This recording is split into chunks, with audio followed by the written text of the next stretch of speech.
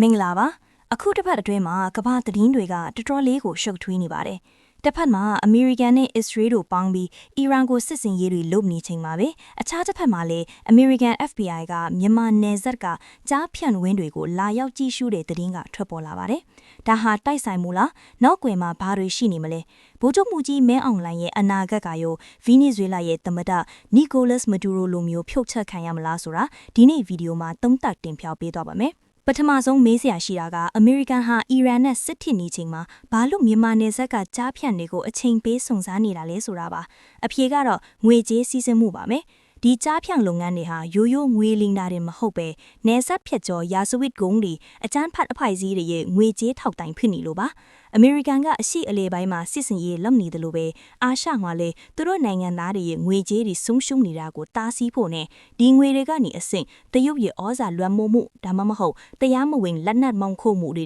ရောက်သွားအောင်အခုလို FBI ကလက်တွေ့ပြလိုက်တာလို့သုံးသပ်ရပါတယ်ဒါဆိုကြားဖြန့်နောက်ွယ်မှာတကယ်တမ်းကြိုးကွိုင်နေတာဘာတူလဲ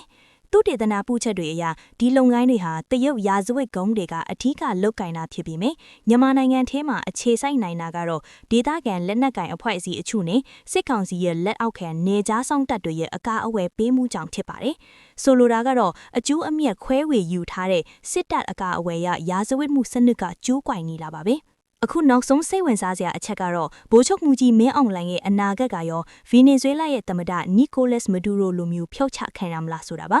မာကိုစတုံကလည်းအမေရိကန်ရဲ့ထောက်ခံမှုရပ်ဆိုင်းသွားပြီးနောက်မှာပြည်သူအင်အားနဲ့ပြုတ်ကျခဲ့တာပါ